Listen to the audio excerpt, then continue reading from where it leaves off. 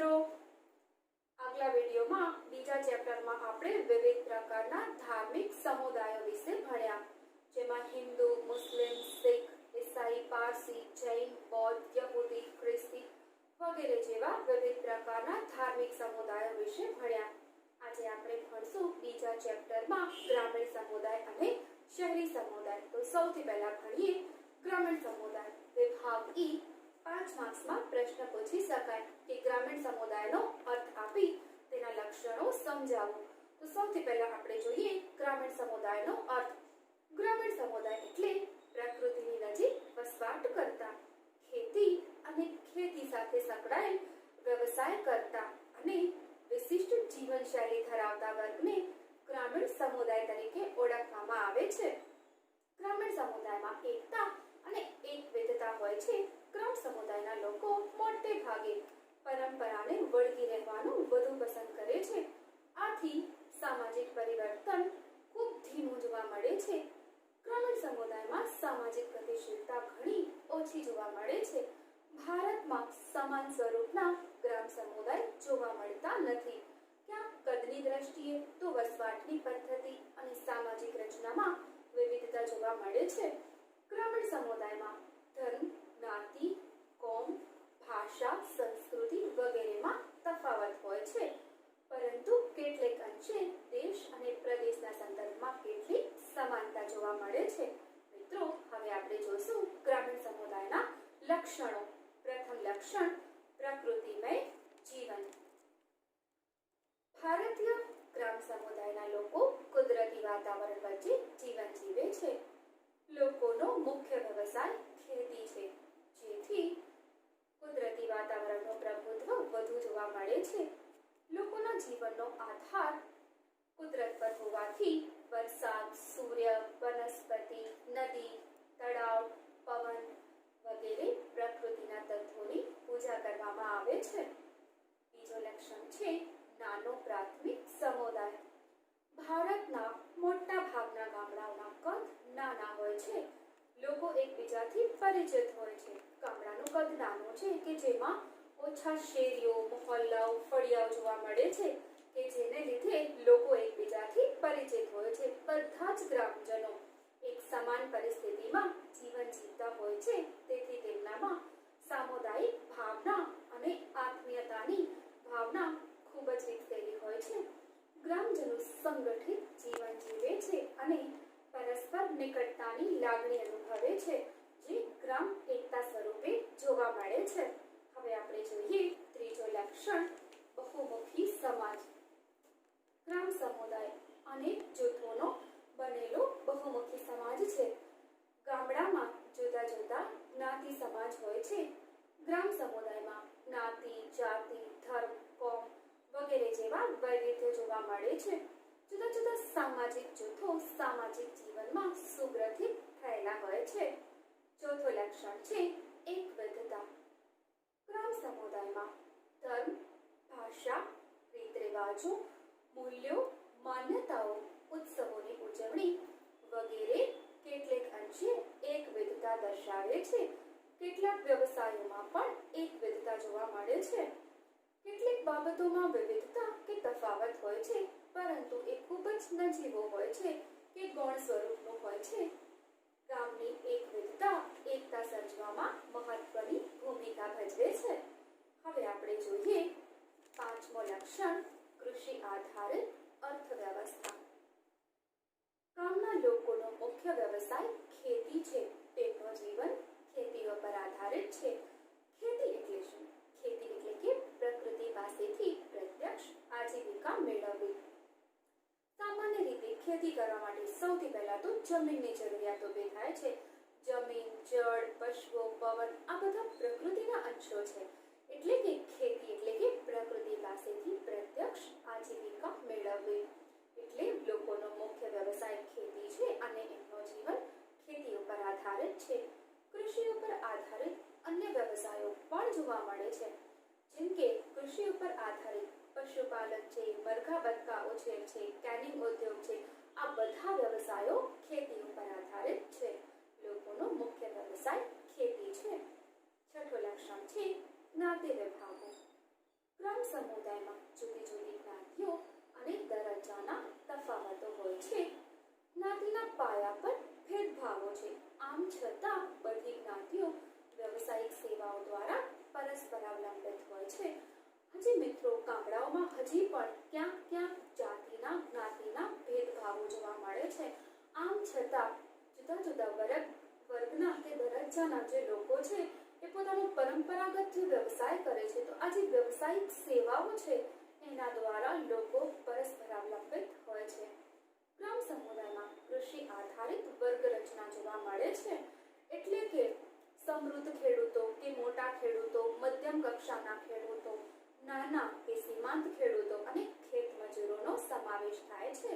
આમ ગ્રામ સમુદાયમાં વિવિધ પ્રકારના જ્ઞાતિ વિભાગો જોવા મળે છે. ત્યાર પછી 7મું લક્ષણ છે કુટુંબવાદ. ગ્રામ સમુદાયમાં હજી પણ સંયુક્ત કુટુંબ પ્રથા અસ્તિત્વ ધરાવે છે.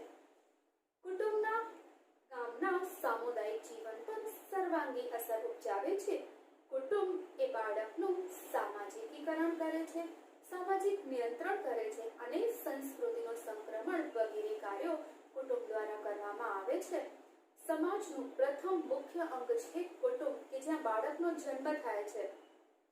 તો કુટુંબ એ બાળકમાં સામાજિકીકરણની પ્રક્રિયા કરે છે. બાળકે સમાજમાં કઈ રીતે રહેવું, કઈ રીતે વર્તન કરવું, કેવો વ્યવહાર કરવો, આ તમામ બાબત એ કુટુંબ પાસેથી શીખે છે. એટલે કે કુટુંબ બાળકનું સામાજિકીકરણ કરે છે.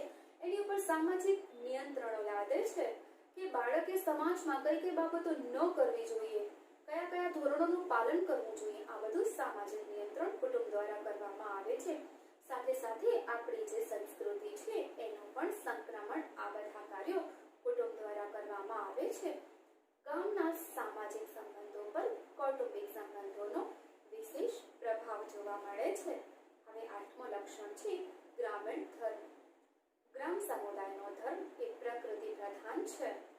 ગ્રામીણ ધર્મ સૂર્ય, ચંદ્ર, જમીન, પશુ, પવન વગેરે જેવા પ્રકૃતિના તત્વોની સાથે સંબંધિત છે. એટલા માટે પ્રકૃતિના આ વિવિધ તત્વોની પૂજા અર્ચના કરવામાં આવે છે.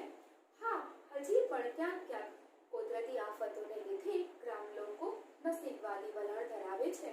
ખાસ કરીને ખેતીની બાબતોમાં કે અન્ય બીજા બાબતોમાં ગામ લોકો હજી પણ નસીબવાદી વલણ ધરાવે છે, કિસ્મતો પર આધાર રાખે છે. ખેતીની વાત કરીએ તો મોટે ભાગે હજી ભારતમાં વરસાદી ખેતી જોવા મળે છે કે જે પ્રમાણે વરસાદ આવે એ પ્રમાણે ખેતી થાય છે. હજી પણ એટલી બધી સિંચાઈની સુવિધાઓ ઉપલબ્ધ છે, આધુનિક જે બિયારણો છે, આધુનિક ટેકનોલોજી છે. ઘણા ખેડૂતો હજી એનાથી અજાણ છે. માત્ર પ્રારબ્ધમાં માને છે કે ઈશ્વર જેટલું આપશે એટલું મેળવવાનો છે. એટલે કે નસીબવાદી વલણ ધરાવે છે. વર્તમાન સમયમાં ઉત્સવો અને તહેવારોની ઉજવણીમાં આધુનિક તત્વ ઉમેરાતા જાય છે. ત્યાર પછી 9મું લક્ષણ છે જ્ઞાતિ પંચ અને ગ્રામ પંચ. ગ્રામ સમુદાયમાં જ્ઞાતિ પંચ અને ગ્રામ પંચ એ સામાજિક નિયંત્રણનું કાર્ય કરે છે. જ્ઞાતિ પંચ એ તેમના જ્ઞાતિના જે સભ્યો છે એમની પાસે જ્ઞાતિના નીતિ નિયમોનું પાલન કરાવે છે. જ્યારે ગ્રામ પંચ છે એ બધી જ્ઞાતિઓનું પ્રતિનિધિત્વ કરે છે. ગ્રામ પંચ છે એ લોકોના આર્થિક, સામાજિક કે અન્ય જે ઝઘડાઓ છે એનો નિકાલ કરે છે. આઝાદી પછી પંચાયતી રાજ્યનો અમલ થતા કાનૂની ગ્રામ પંચાયતો અસ્તિત્વમાં આવી છે, જેને લીધે આ ગ્રામ પંચની સત્તાઓ ઘટી છે. ગ્રામ સમુદાય ભૌગોલિક રીતે ક્યાં આવેલો છે, કઈ જગ્યાએ આવેલો છે એના ઉપર તેના આ લક્ષણો આધાર રાખે છે. જો એ નગર સમુદાયની નજીક હોય, વાહન વ્યવહારની સગવડો મળતી હોય તો એના લક્ષણોમાં કંઈક પરિવર્તન જોવા મળે છે. પણ જો એ વિકસિત સમાજથી કે નગર સમુદાયથી દૂર હોય, વાહન વ્યવહારની સુવિધાઓ નહિવત હોય કે બહુ જ ઓછી હોય તો એનામાં આ પ્રમાણે લક્ષણો જોવા મળે છે. મિત્રો, હવે આપણે ભણીશું શહેરી સમુદાય. આ પ્રશ્ન પણ વિભાગ E 5 માર્ક્સમાં પૂછી શકાય કે શહેરી સમુદાયનો અર્થ આપી એના લક્ષણો સમજાવો. સૌથી પહેલા આપણે જોઈએ શહેરી સમુદાય. શહેર કોને કહેવાય કે નગર કોને કહેવાય? શહેર માટે નગર શબ્દ પ્રચલિત છે. સામાન્ય રીતે શહેરી વિસ્તારમાં વસવાટ કરતા લોકોના સમૂહને શહેર સમુદાય તરીકે ઓળખવામાં આવે છે, જ્યાં વસ્તીની ગીચતા અને ઘનતા જોવા મળે છે. મોટા ભાગના લોકો બિનકૃષિ ક્ષેત્રે વ્યવસાયમાં રોકાયેલા જોવા મળે છે. સામાન્ય રીતે અર્થતંત્રમાં 3 પ્રકારના ક્ષેત્રો જોવા મળે છે: ખેતી, ઉદ્યોગ અને સેવા. શહેરી વિસ્તારમાં મોટા ભાગના લોકો કૃષિ સિવાયના એટલે કે ઉદ્યોગ અને સેવાના ક્ષેત્રમાં વ્યવસાય કરતા જોવા મળે છે. શહેરોમાં મોટે ભાગે લોકોના સંબંધો માત્ર ઔપચારિક પૂરતા હોય છે એટલે કે ઔપચારિક સંબંધો હોય છે. શહેરોમાં શિક્ષણ, આરોગ્ય, વાહન વ્યવહાર, સંદેશા વ્યવહાર વગેરે જેવી સુવિધાઓ જોવા મળે છે. પ્રાચીન સમયથી આપણા ભારતમાં વિવિધ પ્રકારના નગરો અસ્તિત્વમાં હતા. જેમ કે પ્રાગ ઐતિહાસિક યુગમાં મોહેંજો-દડો, લોથલ વગેરે જેવા નગરોનો વિકાસ થયો હતો. તો વૈદિક સમયમાં કાશી, પ્રયાગ, અયોધ્યા, મથુરા વગેરે જેવા શહેરો વિકસિત થયા હતા. મૌર્યકાળ કે ગુપ્તકાળ દરમિયાન પણ કેટલાક નગરો ખૂબ જ પ્રખ્યાત હતા. જેમ કે પાટલીપુત્ર, ઉજ્જૈન, વૈશાલી, કન્યાકુમારી, તક્ષશિલા વગેરે જેવા નગરો ખૂબ જ પ્રખ્યાત હતા. મુઘલોના સમય દરમિયાન આપણા ભારતમાં વિવિધ પ્રકારના નગરોનો વિકાસ થયો હતો. જેમ કે દિલ્હી, આગ્રા, અમદાવાદ, ઔરંગાબાદ, ફિરોઝાબાદ વગેરે જેવા નગરોનો વિકાસ થયો હતો. અંગ્રેજોના સમય દરમિયાન પણ આપણા ભારતમાં મુંબઈ, ચેન્નઈ, કોલકાતા વગેરે જેવા નગરો વિકસ્યા હતા. આઝાદી પછી પણ આપણા ભારતમાં ચંડીગઢ, ગાંધીનગર જેવા નગરોનો વિકાસ થયો છે. હવે આપણે ભણીએ શહેરી સમુદાયના લક્ષણો. પહેલો લક્ષણ છે અનેકવિધતા. શહેરી સમુદાયના કે નગરના જે લક્ષણો છે એ કિંગ્સલે અને ડેવિસે દર્શાવ્યા છે. એના નીચે અંડરલાઈન કરજો. પહેલું લક્ષણ છે અનેકવિધતા. નગરનું કદ ખૂબ વિશાળ હોય છે અને વસ્તી ગીચ જોવા મળે છે.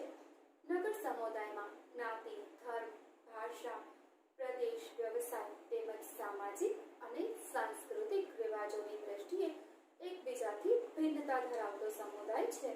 નગર સમુદાયમાં વ્યક્તિ વચ્ચે અનેકવિધતા જોવા મળે છે. ત્યાર પછી બીજો લક્ષણ છે દૂરવર્તી સંબંધો. નગર એ દૂરવર્તી સમુદાય છે. નગરવાસીઓ વચ્ચે ગાઢ અને નિકટતાના સંબંધોનું પ્રમાણ ખૂબ હોય છે. તેમનામાં માત્ર ભૌતિક નિકટતા જોવા મળે છે. તેમના સંબંધો જરૂરિયાત પૂરતા અને ચોક્કસ સંદર્ભના સમયમાં હોય છે. કે કોઈ પણ કામ હોય તો પોતાનું જ્યારે કામ પૂરું થઈ જાય તો ત્યાર પછી લોકો એકબીજાને ઓળખતા પણ નથી. એટલે કે એમના સંબંધો માત્ર સ્વાર્થ પૂરતા હોય છે. તેમની વચ્ચેના સંબંધોમાં આત્મીયતા, ત્યાગની ભાવનાની જગ્યાએ પોતાનું હિત, ઉપેક્ષા અને અસહિષ્ણુતાનું પ્રમાણ વિશેષ જોવા મળે છે. પરસ્પર નિર્ભરતા અમુક ધ્યેય અને સ્વાર્થ પૂરતી જ હોય છે. તેમના સંબંધોમાં યાંત્રિકતા અને ઔપચારિકતા વધુ જોવા મળે છે. માત્ર સંબંધો એ ખાલી ફોર્મેલિટીઝ ખાતર નિભાવે છે કે ઔપચારિકતા ખાતર, એટલે કે દૂરવર્તી સંબંધો જોવા મળે છે. ત્યાર પછી તેનો ત્રીજો લક્ષણ છે વૈયક્તિકરણ. નગર સમુદાયમાં વ્યક્તિનું વૈયક્તિકરણ થાય છે. સામાન્ય રીતે નગર સમુદાયના લોકો સ્વકેન્દ્રિત હોય છે. આથી શહેરમાં વ્યક્તિને અન્ય પાસેથી હૂંફ કે આત્મીયતા મળતા નથી. નગરમાં વ્યક્તિને તેની કારકિર્દી અને હિતનું રક્ષણ જાતે જ કરવું પડે છે. જીવનમાં આવતી મુશ્કેલીઓનો પોતે જ દૂર કરી અને તે પ્રાપ્ત કરવા એકલા જ પ્રયત્ન કરવો પડે છે. કપરા સમયમાં તેને અન્ય વ્યક્તિઓ પાસેથી ઉપરછલ્લી હમદર્દી પ્રાપ્ત થાય છે. એટલા માટે નગરવાસી મોટે ભાગે એકલતાનો અનુભવ કરે છે. ગામડામાં આમ જોવા મળતું નથી. ગામડામાં લોકોને કઈ મુશ્કેલી હોય, સમસ્યા હોય તો આખો ફળિયો કે મહોલ્લો અને આખો ગામ એની સાથે ઊભો રહે છે. શહેરમાં ઊભું હોય છે લોકોને પણ માત્ર ઉપરછલ્લી હમદર્દી પ્રાપ્ત થાય છે. સમસ્યા સામે તો વ્યક્તિને પોતે જ લડવું પડે છે અને મોટે ભાગે યંત્રવત જીવન છે એટલે એને એકલતાનો અનુભવ કરવો પડે છે. ત્યાર પછી ચોથો લક્ષણ છે સામાજિક ગતિશીલતા. સામાજિક ગતિશીલતા એ નગર સમુદાયનો અગત્યનો નગરમાં વ્યક્તિની ગતિશીલતાને પ્રોત્સાહન મળે છે. નગર સમુદાયમાં વ્યક્તિને પુરુષાર્થ, શિક્ષા, વ્યવસાય, તાલીમ વગેરે દ્વારા ઊંચી સામાજિક ગતિશીલતા પ્રાપ્ત કરવાની વિપુલ તકો પ્રાપ્ત મળે છે. નગર સમુદાયમાં પ્રાપ્ત દરજ્જાને વધુ મહત્વ આપવામાં આવે છે. મિત્રો, 11મા ધોરણમાં આપણે ભણી ગયા કે સામાજિક દરજ્જા કે જેના બે પ્રકાર છે, અર્પિત દરજ્જો અને પ્રાપ્ત દરજ્જો. અર્પિત દરજ્જો કે જે વ્યક્તિને જન્મની સાથે પ્રાપ્ત થાય છે અને પ્રાપ્ત દરજ્જો એ વ્યક્તિએ પોતાની આવડત, કુશળતા એનાથી મેળવવો પડે છે. તો શહેરી સમુદાયમાં પ્રાપ્ત દરજ્જાને વધુ મહત્વ આપવામાં આવે છે. નગરમાં વ્યક્તિની સામાજિક સ્થિતિ, પ્રતિષ્ઠા કેટલીક બાબતો ઉપર આધાર રાખે છે, જેમ કે એ પોતે શું કામ કરે છે, વ્યક્તિત્વ કેવું છે, એની જીવનશૈલી કેવી છે વગેરે બાબતો ઉપર આધારિત છે. નગર સમુદાયના સમાજ જીવનમાં સ્પર્ધાનો તત્વ વિશેષ જોવા મળે છે. દરેક વ્યક્તિ એ બીજી વ્યક્તિ સાથે સ્પર્ધાના સંબંધથી જોડાયેલી હોય છે. હા, ઘણી વખત નિષ્ફળતા પણ પ્રાપ્ત થાય છે. એને લીધે જે દરજ્જો પ્રાપ્ત કર્યો છે એ ગુમાવવાની પણ શક્યતા જોવા મળે છે. આમ સામાજિક ગતિશીલતા એ નગર સમુદાયનું આગવું લક્ષણ છે. ત્યાર પછી 5મું લક્ષણ છે દૂરવર્તી સામાજિક નિયંત્રણ. નગર સમુદાય એ વિશાળ અને દૂરવર્તી સમુદાય છે. તે એકબીજાના વ્યવહારનો નિયમન કરવા માટે સામાજિક નિયંત્રણના જે પરંપરાગત સાધનો છે એ બહુ અસરકારક બનતા નથી. નગર સમુદાયમાં સામાજિક નિયંત્રણ જાળવવા માટે નગરજનોના જાનમાલ, હકો અને હિતોનું રક્ષણ કરવા માટે કાયદો, પોલીસ તંત્ર, કોર્ટ, ગુપ્તચર વિભાગ વગેરે જેવા દૂરવર્તી સામાજિક નિયંત્રણ જોવા મળે છે. નગર સમુદાયમાં ગ્રામ સમુદાય કરતાં ધોરણભંગ વર્તનની છુપાવવાની તક વધુ હોય છે. નગરમાં વ્યવસાયિક સંગઠનો હોય છે અને સ્વૈચ્છિક મંડળો હોય છે. તેઓ પોતાના સભ્યો પર પોતાના આચાર સંહિતા દ્વારા સામાજિક નિયંત્રણનું કાર્ય કરે છે. ગામડામાં જે રીતે સામાજિક નિયંત્રણનું કાર્ય થાય છે એ રીતે શહેરમાં થતું નથી. પોલીસ કાયદા દ્વારા તો થાય જ છે, સાથે સાથે કેટલાક જે વ્યવસાયિક અને સ્વૈચ્છિક મંડળો છે એમની સાથે જે સભ્યો જોડાયેલા છે એમના પર આચાર સંહિતા દ્વારા વિવિધ પ્રકારના નિયમો દ્વારા સામાજિક નિયંત્રણનો કાર્ય કરે છે. ત્યાર પછી 6થું લક્ષણ છે સામાજિક સહિષ્ણુતા. નગર સમુદાયમાં અમુક વર્તનો અને વિવિધતાઓ પ્રત્યે સહિષ્ણુતા કેળવાય છે. નગર સમુદાયમાં વ્યક્તિ પોતાના કરતા ભિન્ન જીવનશૈલી, જાતિ, જ્ઞાતિ, ધર્મ, ભાષા, કોમ, આચાર વિચાર, વલણો, અભિપ્રાયો, સંસ્કૃતિ વગેરે પ્રત્યે તિરસ્કાર કે સૂગ રાખ્યા વગર ઉદારતાથી એકબીજાને તેમાં સમાવી લે છે. પરસ્પર સામાજિક અને સાંસ્કૃતિક ભિન્નતા તેમના રોજિંદા સંબંધોમાં અવરોધ બનતી નથી. ગામડાઓમાં હજી એવું જોવા મળે છે કે ક્યાંક જ્ઞાતિવાદ કે એવું જોવા મળે છે. કોઈ ગામડાઓમાં હજી પણ આ ચાલુ છે, પરંતુ મોટે ભાગે શહેરોમાં પોતાના કરતા ભિન્ન જ્ઞાતિ, જાતિ, કોમ, ધર્મ, ભાષા કે અભિપ્રાયો, મૂલ્યો અલગ હોય છતાં પણ એનામાં કોઈ પણ પ્રકારની સૂગ રાખ્યા વિના કે તિરસ્કાર રાખ્યા વિના સંભાવ રાખી ઉદારતાથી પોતાને સમાવી લે છે. તેમના સંબંધોમાં એ અવરોધ બનતા નથી. નગર સમુદાયમાં દૂરવર્તી સંબંધો અને યંત્રવત જીવન હોવાથી જુદા જુદા પ્રકારની વ્યક્તિઓ, જૂથો, સંસ્કૃતિ અને વર્તન પ્રત્યે સહિષ્ણુતાનો ભાવ સામાજિક અનુકૂલન દર્શાવે છે. ત્યાર પછી 7મું લક્ષણ છે સ્થાનિક પૃથકતા. નગર સમુદાય જુદા જુદા ભૌગોલિક વિસ્તારમાં વિભાજિત થાય છે. નગરના અમુક વિસ્તારો વેપાર, વાણિજ્ય અને ઉદ્યોગ ધંધાનું કેન્દ્ર હોય છે. નગરના અમુક વિસ્તારોમાં રહેઠાણ, મનોરંજન, શિક્ષણ, વહીવટી કાર્યાલયો, ચિકિત્સાલયો, ધર્મ વગેરે અવરજવર સંબંધી કેન્દ્રો વિકસ્યા છે. હવે છે 8મું લક્ષણ યંત્રવત જીવન. માનવીનું યંત્રવત જીવન એ નગર સમુદાયની ખાસિયત છે. વ્યક્તિનું જીવન ઘડિયાળના કાંટાની જેમ સંચાલિત થતું હોય છે. નગરમાં વસવાટ કરતા વ્યક્તિની માનસિક રીતે સતત વ્યગ્રતા, તંગદિલી અને એક પ્રકારના સંઘર્ષનો અનુભવ કરે છે. શહેરોમાં મોટે ભાગે લોકો ઉપર કામનો બોજ વધારે હોય છે, એક યંત્રની જેમ ઘડિયાળના કાંટાની જેમ ચાલતા હોય છે. જેમ ઘડિયાળનો કાંટો છે એ અવિરત ચાલે છે, ક્યાંય વિરામ કરતો નથી, એવી જ રીતે મોટા જે નગરો છે, મહાનગરો છે, એમાં લોકો ઉપર કામનો બોજ એટલો હોય છે, એટલો સ્ટ્રેસ હોય છે કે એ લોકો કન્ટિન્યુ અવિરતપણે કામ કર્યા કરે છે. ક્યાંય કોઈ પ્રકારની માનસિક શાંતિ કે મળતી નથી, જેને લીધે માનસિક તંગદિલી અને સંઘર્ષનો અનુભવ કરે છે. આમ તે લોકો યંત્રવત જીવન જીવે છે. ત્યાર પછી 9મું લક્ષણ છે સ્વૈચ્છિક સંગઠન. નગર સમુદાયમાં સેવા અને માનવતા પર સ્વૈચ્છિક સંગઠનો અસ્તિત્વમાં આવ્યા છે. નગરમાં કુટુંબના કેટલાક કાર્યો જેવા કે શિક્ષણ, મનોરંજન, તબીબી સેવાઓ, આર્થિક સેવાઓ વગેરે સ્વૈચ્છિક સંગઠનો દ્વારા પૂરા પાડવામાં આવે છે. નગરજનો પોતાના રસ અને સામાજિક દરજ્જાને અનુરૂપ સ્વૈચ્છિક સંગઠનો સ્થાપે છે. દાખલા તરીકે રમતગમતના સંગઠનો, મહિલા સંગઠનો, કેટલાક જ્ઞાતિના સંગઠનો વગેરે નગરોમાં વધુ જોવા મળે છે. વર્તમાન સમયમાં મહાનગરોમાં લગ્ન હોય, યજ્ઞોપવિત હોય કે જન્મદિવસ હોય, કોઈ પણ પ્રસંગ હોય કે એના કોઈ પણ સ્મારક હોય, એમાં વેપારી ધોરણે કેટલાક સંગઠનો સેવા આપે છે. જેમ કે કોઈનો લગ્ન છે કે જન્મદિવસ છે કે કંઈ પણ છે, તો આવા જે વ્યાપારી ધોરણે જે સંગઠનો સ્થાપાયેલા છે એ તમામ પ્રકારનું આયોજન કરી દેતા હોય છે. એટલે કે આવા કેટલાક સંગઠનો સ્થપાયા છે. આમ સ્વૈચ્છિક સંગઠનો વ્યક્તિને આર્થિક, સામાજિક અને માનસિક સલામતી પૂરી પાડે છે. વર્તમાન સમયમાં ભારતમાં શહેરીકરણ વધતું જાય છે.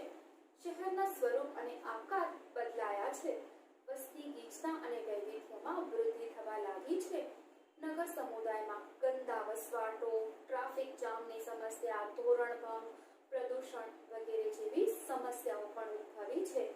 આમ નગર કે જેમાં અનેક વિવિધતા જોવા મળે છે, લોકોના દૂરવર્તી સંબંધો જોવા મળે છે, વૈયક્તિકરણ થાય છે, વિવિધ પ્રકારની સામાજિક ગતિશીલતા જોવા મળે છે, દૂરવર્તી સામાજિક નિયંત્રણો કુટુંબ દ્વારા લાદવામાં આવે છે, સામાજિક સહિષ્ણુતા જોવા મળે છે, સ્થાનિક પૃથકતા સાથે લોકોનું યંત્રવત જીવન જોવા મળે છે અને વિવિધ પ્રકારના સ્વૈચ્છિક સંગઠનો છે એ વિવિધ પ્રકારની સેવાઓ પણ આપે છે.